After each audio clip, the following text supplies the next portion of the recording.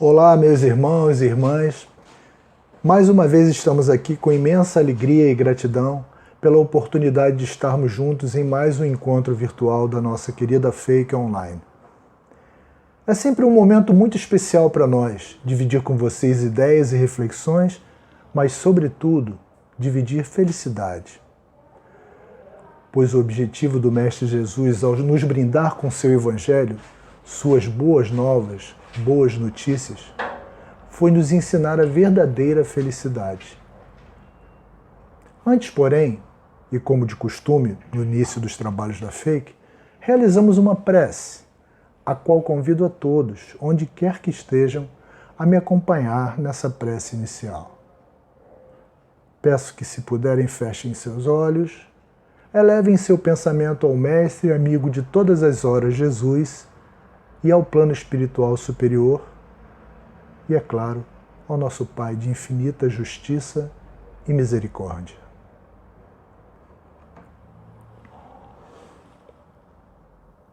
Pai de infinito amor e bondade, amado Mestre Jesus, guias e mentores espirituais, amigos e irmãos trabalhadores que sempre colaboram em nosso trabalho, nos intuindo e passando as melhores energias, irmão José, mentor espiritual da nossa amada casa, irmão Ramatiz, que na Casa do Grande Coração nos envia tantas informações que nos auxiliam à melhor realização de nosso trabalho. Agradecemos e estamos por essa oportunidade de nos reunirmos em nome de Deus, em nome do nosso amado Mestre Jesus. Rogamos paz para o nosso trabalho e luz, para que possamos depositar a nossa humilde colaboração, dando o melhor que há em nossos corações. Pedimos por todos os nossos irmãos necessitados, de todo o nosso planeta e seu orbe, e que cada coração de cada irmão seja tocado e aquecido pelo amor e a infinita misericórdia de Deus. E assim, felizes e agradecidos por mais esse encontro, pedimos humildemente a permissão para iniciar o trabalho de hoje, dando todos juntos graças a Deus. Queridos irmãos, queridas irmãs, mais uma vez reitero a nossa enorme satisfação em compartilharmos com vocês esse novo projeto da nossa querida Fake, as interpretações das parábolas de Jesus. Que lembro, é um carinho de nossa amada casa que busca, através dessas exposições, agora no formato virtual, trazer informações e, mais ainda, reflexões e mensagens de esperança e fé. Mas o que são parábolas? Bem, por definição, parábolas são narrativas alegóricas, histórias contadas por alguém com o objetivo de transmitir uma mensagem de forma indireta, por comparação, por analogia.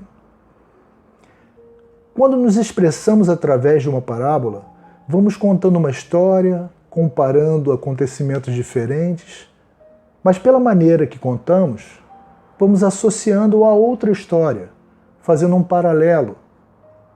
No caso de Jesus, o objetivo sempre era transmitir uma lição moral para ensinar sobre o reino de Deus.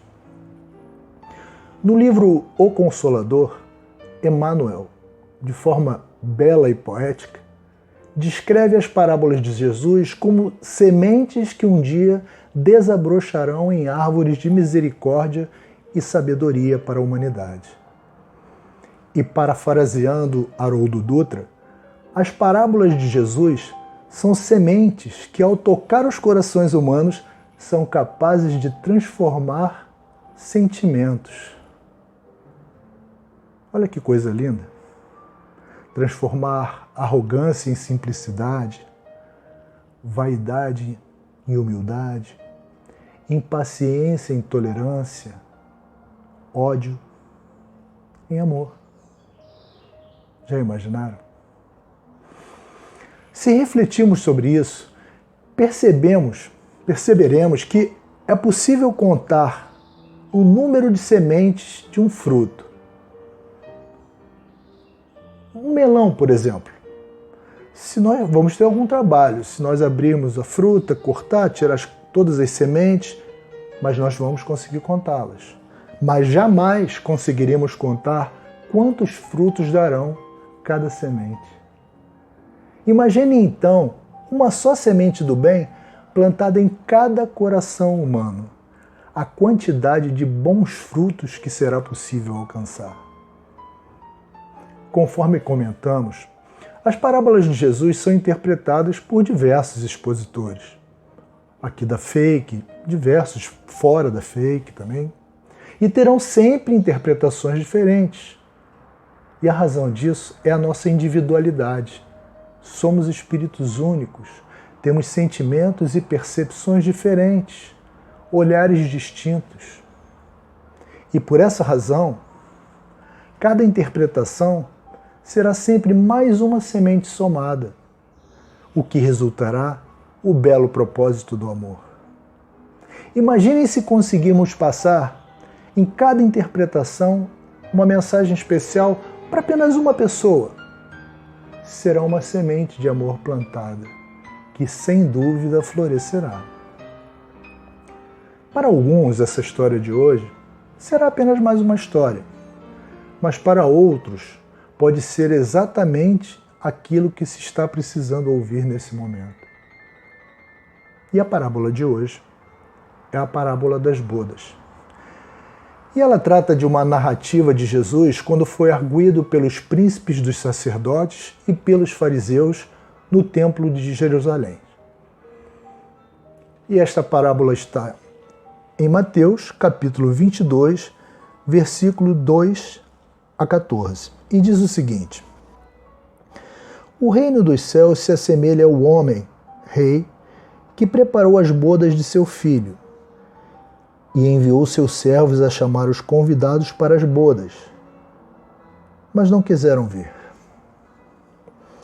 Novamente, enviou outros servos, dizendo: Dizei aos convidados: Eis que o banquete está preparado, os meus bois e cevados abatidos, e tudo pronto. Vinde para as bodas. Mas eles se foram, sem se importarem, um para o seu próprio negócio, o outro para o seu campo, e o restante, agarrando os servos, os novos servos, os ultrajaram e mataram. O rei ficou irado e, enviando suas tropas, exterminou aqueles assassinos e incendiou a cidade deles.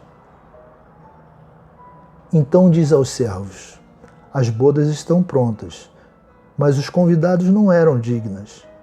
E depois, portanto, às saídas das estradas, e convidai para as bodas a todos que encontrardes. Os servos, saindo por aquelas estradas, reuniram todos quantos encontraram, tanto bons quanto maus. E as bodas se encheram de convidados. O rei, entrando para contemplar os convivas, viu ali um homem que não estava vestido com a veste nupcial, a túnica nupcial, e disse-lhe: Companheiro, como entraste aqui sem a veste nupcial? Ele se calou. Então disse o rei aos seus servidores: Depois de amarrar seus pés e suas mãos, lançai-o para fora, nas trevas exteriores. Ali haverá o pranto e o ranger de dentes. Porque muitos serão chamados, mas poucos escolhidos. Como todas as parábolas de Jesus, a parábola das bodas é extremamente rica em detalhes e questões para reflexões.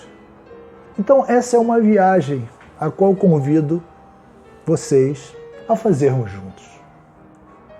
Essa viagem já começa quando Jesus é arguido pelos príncipes dos sacerdotes e pelos fariseus, que eram a elite religiosa judaica e os devotos do Torá no Templo de Jerusalém. Jesus, um pedagogo emérito, despertava o interesse de todos os ouvintes, que nesse caso era um público top. Eram as autoridades que viam Jesus como uma ameaça à sua soberania e, por essa razão, sempre tentavam, inutilmente, colocá-lo em situações embaraçosas. Em se tratando de Jesus, o maior sábio que já esteve na Terra, ele sempre sintonizava sua narrativa para se manter compatível com a compreensão da plateia. E aí, já dando um spoiler, esses importantes personagens, que se postavam como verdadeiros representantes de Deus, autoridades da razão e da justiça divina, eram, na verdade, meus irmãos, os hipócritas. Aqueles que não praticam aquilo que pregam, que falam que os fardos são pesados, mas não levantam um dedo sequer para ajudar a carregá-los. Ou, como está em Mateus capítulo 23, versículo 27, os sepulcros caiados, bonitos por fora e cheios de ossos e imundícies por dentro. Assim eram os príncipes dos sacerdotes e os fariseus. Jesus, que em suas parábolas usava toda a sua habilidade do anjo contador de história, prendia a atenção dos ouvintes, trazendo em sua narrativa nuances intrigantes e sempre as finalizava de forma surpreendente. Com tais autoridades não seria diferente, pois o objetivo era fazê-los refletir. Disse Jesus que o reino dos céus era parecido com um rei que queria festejar o casamento de seu filho, onde o rei representava Deus e seu filho, o próprio Jesus. Já o casamento, as bodas, é preciso registrar que era algo emblemático na tradição judaica, pois representava a integração do ser humano com Deus. Isso era considerado um casamento. E diversos textos de profetas do Velho Testamento, Jeremias, Isaías e principalmente Oséias, mencionam essa ligação. Ou seja, o ser humano mais Deus igual a casamento. Assim sendo, o casamento do filho do rei seria a celebração da chegada da Boa Nova na Terra, a chegada do Evangelho, cuja proposta é a integração de Deus com a humanidade. O religare, palavra que deu origem à religião. Sendo as festas, na cultura da época, ocasiões muito especiais, como são até hoje, e principalmente sendo festa de casamento, essa seria a comemoração da união da vida da terra com o divino, Deus. O rei, então, enviou seus servos para levar o convite para a comemoração das bodas. E quem são os servos? Os servos, meus amigos, representam os profetas, os apóstolos, os missionários, enfim, todos aqueles que Deus envia à terra de tempos em tempos para ajudar a impulsionar o seu adiantamento. E apenas na era moderna temos vários exemplos. João 23, o Papa da Paz, Madre Teresa de Calcutá, Irmã Dulce, Chico Xavier, o nosso amado Divaldo e tantos outros. E quem foram os primeiros convidados? Bem, evidentemente os nobres, as pessoas influentes, os mais abastados, a elite intelectual e social da época. Os primeiros convidados representavam os que deveriam, por sua suposta condição superior, se sentirem prestigiados por fazerem parte da festa. Esperava-se deles que aproveitassem bem o propósito daquele banquete para serem multiplicadores da boa nova, que seria oferecida nas bodas, para serem multiplicadores do conhecimento da verdade que liberta. Mas esses convidados estavam mais preocupados com sua vida material, com as coisas do dia a dia, talvez, ocupando o tempo com suas inadiáveis rotinas. Sabemos bem o que é não ter tempo para uma festinha, todos somos muito ocupados para perder tempo com bobagens, não é verdade? Estavam cuidando da vida prática e assim recusaram o convite do rei, o convite de Deus. Mas nesse caso específico, como podemos imaginar que alguém não aceite o convite de um rei? A única resposta seria não ter entendido a razão do convite. a importância daquele convite. Ou seja, a importância de estar naquelas bodas, naquele casamento, em um banquete que celebraria a união entre a criatura e o Criador, entre a humanidade e Deus, através de seu Filho Jesus. O rei então insistiu, enviou novos servos, disse que preparou o melhor banquete e que estava tudo pronto para recebê-los. Vinde para as bodas! Mas apesar da insistência do rei, os convidados ainda assim não entenderam o que representava o banquete, o que se estava comemorando. Ou mesmo não se interessaram pelo convite, julgando que não seria algo interessante ou mesmo prazeroso sob o ponto de vista da vida material. Mas sob a ótica da vida espiritual, o que se queria oferecer não era o alimento para o corpo ou uma formalidade do casamento de um príncipe. Nem sei o que seria isso, pois jamais serei convidado para um casamento real. O alimento oferecido no banquete seria aquele que enriquece o espírito, os ensinamentos da lei de Deus. O príncipe das bodas era Jesus, o filho do rei, era o emissário de Deus. E os convidados novamente recusaram.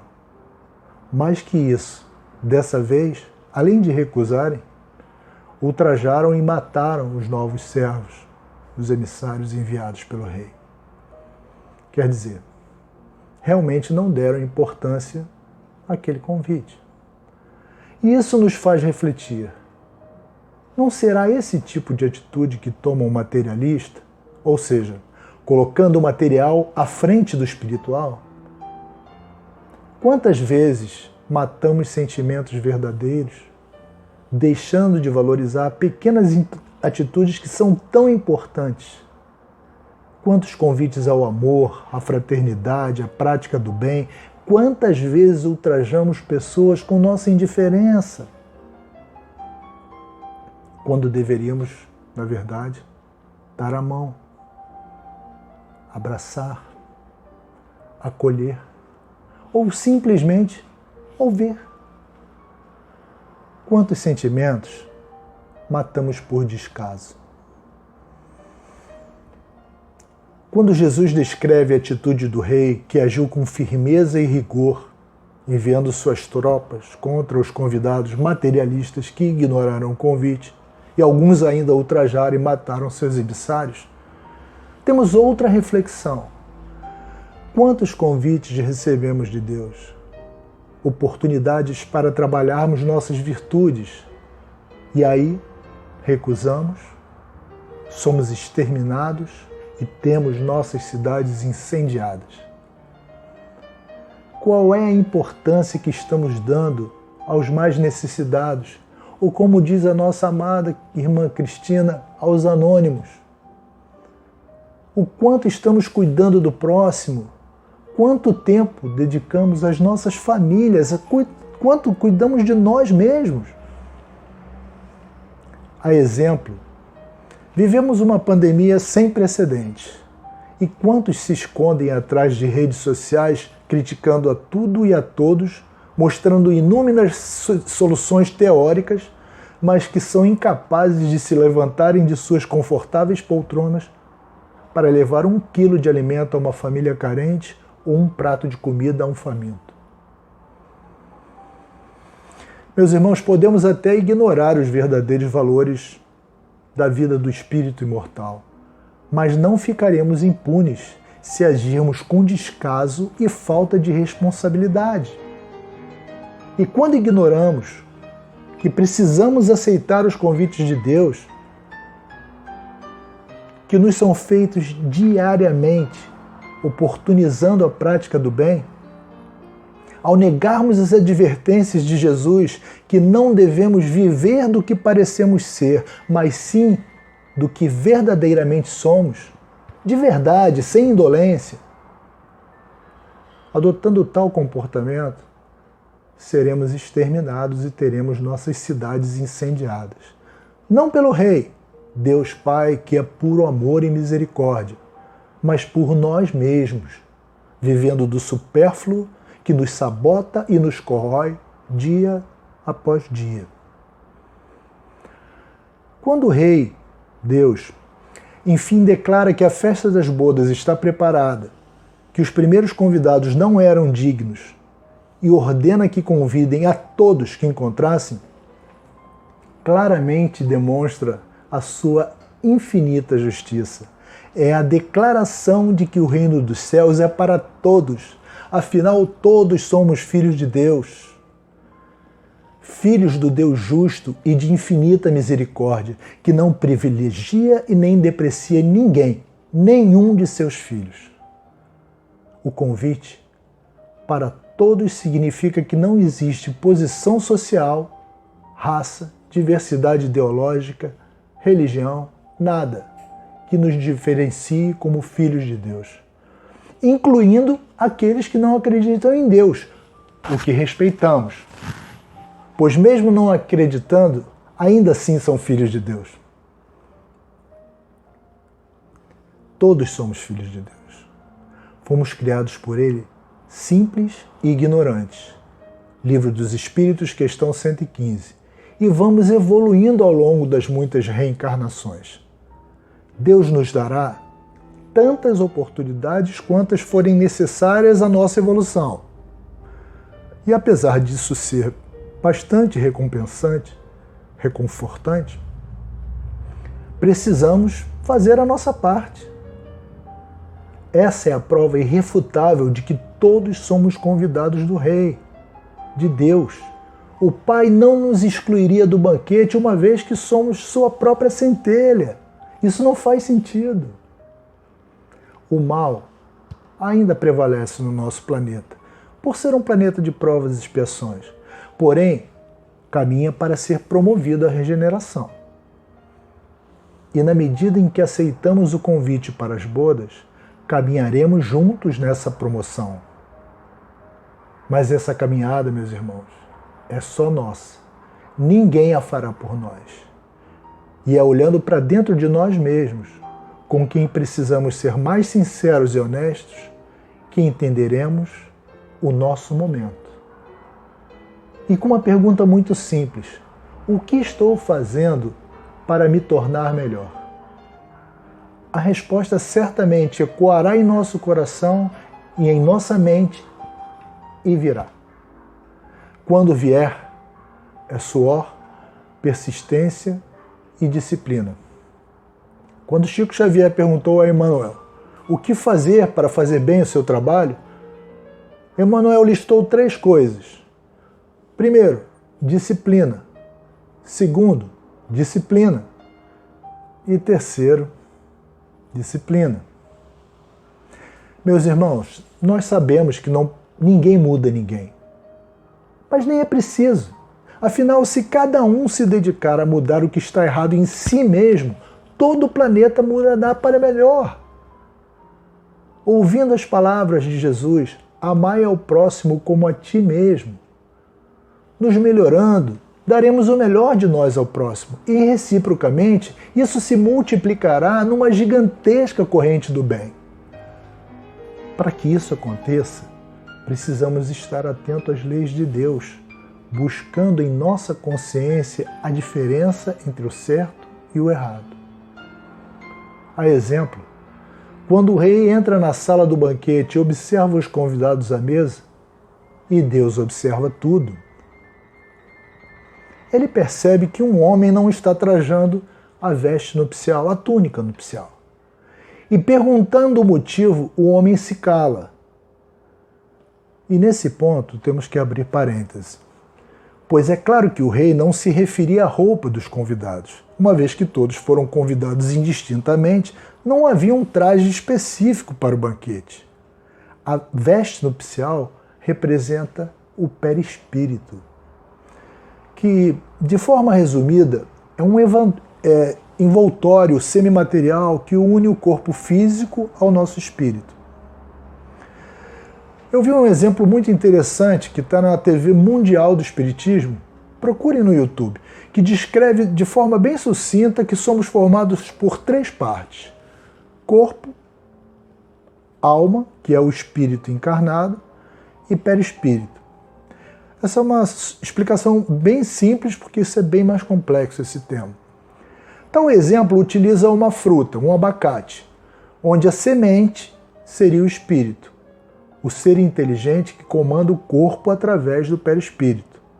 A casca seria o corpo material, o nosso corpo físico, que sem o espírito torna-se imprestável. Questão 136b do Livro dos Espíritos. E a polpa, ou perisperma, seria o perispírito. E esse é um exemplo bem oportuno, na medida que algumas frutas podem apresentar-se lindas, com uma casca perfeita, uma aparência maravilhosa, mas a polpa estar completamente estragada por algum tipo de doença, praga, enfim. Aí a comparação entre a veste nupcial, a túnica nupcial e o perispírito, pois é no perispírito que os nossos equívocos ficam acumulados. Nossa história fica gravada em nosso perispírito. Assistindo algum tempo uma palestra do competente André Trigueiro, ele menciona essa parte da parábola das bodas, onde o rei, Deus, detecta um penetra nas bodas sem a veste, a túnica nupcial. Deus enxerga o nosso perispírito, não o nosso corpo físico, o qual deixamos no túmulo. Portanto, sem estar com a veste, estar sem a veste nupcial significa estar com o nosso perispírito maculado, deformado, doente. E o que causa essas deformações? Os frutos dos nossos equívocos de toda a ordem, meus irmãos. Desde vícios como o tabaco, álcool, a gula, até maus procedimentos, inveja, maledicência, desonestidade, agressividade, arrogância. Meus irmãos, é importantíssimo saber que não somos castigados por Deus. Nós nos castigamos. E assim sendo, precisamos refletir sobre as nossas condutas, começando pela nossa alimentação, nossa ingestão de álcool em excesso, tabaco, enfim, indo até e principalmente as nossas atitudes. Temos tido atitudes de respeito, bondade, humildade, mansuetude, amor?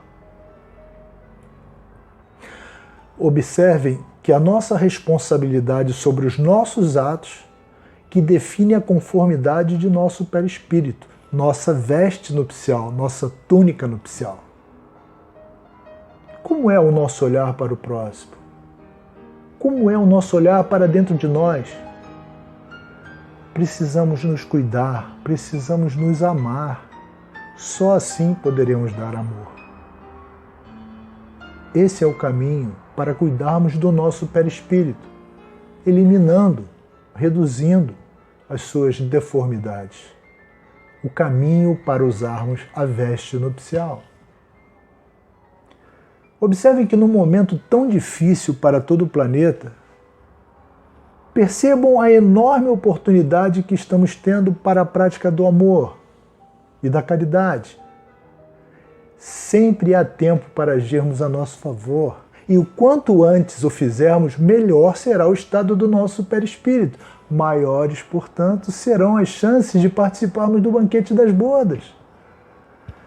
Mas aqueles que persistirem no erro, vivendo uma reencarnação totalmente materialista, sem compaixão, de forma egoísta e agressiva, sem amar a si mesmo e ao próximo, os que perdem o controle da razão e vão se permitindo praticar todo tipo de aberração, precisam ser contidos, para não se comprometerem ainda mais. Dessa forma terão seus pés e suas mãos amarrados, como o rei ordenou que fizessem com o penetra, e serão lançados nas trevas exteriores, onde haverá pranto e ranger de dentes. Não por ódio ou maldade, ao contrário, em sua imensa misericórdia, Deus percebe quando seus filhos precisam ser contidos para não se comprometerem ainda mais, É a ação da lei de causa e efeito. Deus impedindo um cego de atravessar a rua com o sinal aberto para não ser atropelado. É a contenção pelo bem e pelo amor maior. Isso se refere àqueles irmãos que precisarão passar por reencarnações expiatórias pelos seus comprometimentos desmedidos. Quantas aberrações assistimos pela mídia todos os dias? Crianças sendo assassinadas, quanto feminicídio, pessoas se julgando proprietárias de outras, pessoas agredindo e até matando o semelhante apenas por optarem de forma legítima por um padrão diferente de viver. Tudo isso significa que alguns terão seu livre-arbítrio cassado pela misericórdia do Pai até frearem em suas sandices e retomarem o caminho da razão. E retornarão, pois nenhuma ovelha do rebanho se perderá.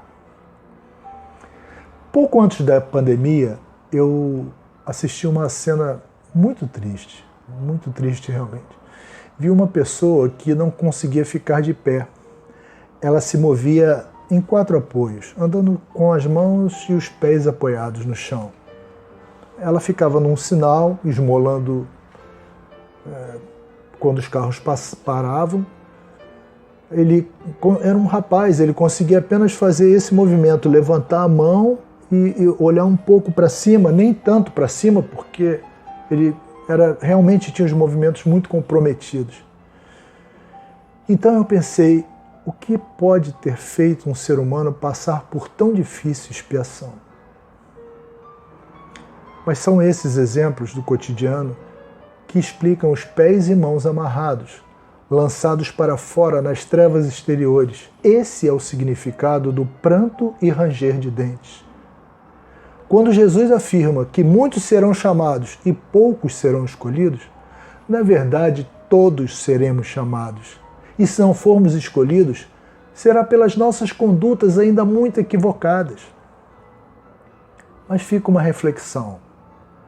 Uma vez que somos nós quem cometemos os equívocos, será o Pai quem escolhe poucos? Não, meus irmãos. Ele já nos escolheu a todos.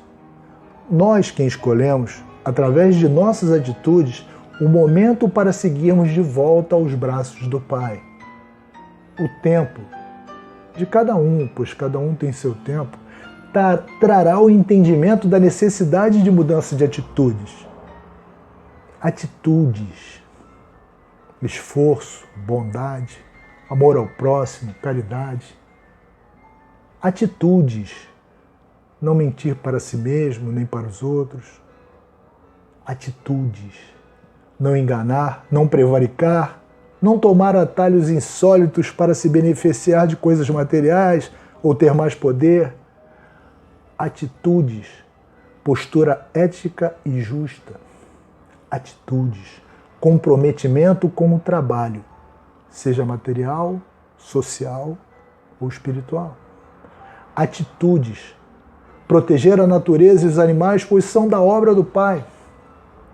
Atitudes, não reprimir o amor, nem interromper a vida. Atitudes, não matar a esperança de quem quer que seja. Atitudes sempre positivas. Meus irmãos, estamos encerrando o nosso encontro e nesse momento convido a todos para uma prece de encerramento. Então, peço que, se puderem, fechem seus olhos, elevem seu pensamento ao Mestre amigo Jesus e o nosso Pai Celestial.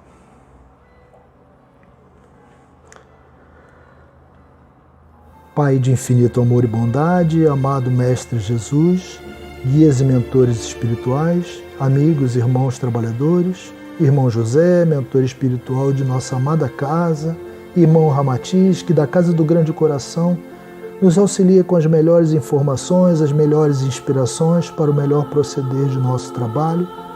Agradecemos a maravilhosa oportunidade de nos reunirmos em nome de Deus para falar sobre Jesus e seu Evangelho, rogando paz, harmonia e amor para todos os nossos irmãos encarnados e encarnados de todo o nosso planeta e seu orbe. Assim, pedimos humildemente a permissão para encerrar o nosso encontro de hoje, dando todos juntos graças a Deus.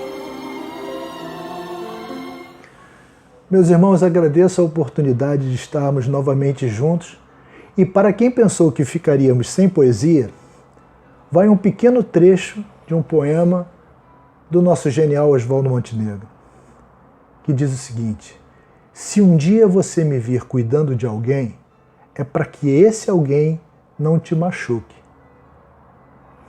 Assim, toda vez que cuidarmos de alguém, várias pessoas são cuidadas por essa sinergia. Fiquem com Deus e muita paz. Até o nosso próximo encontro. Tchau.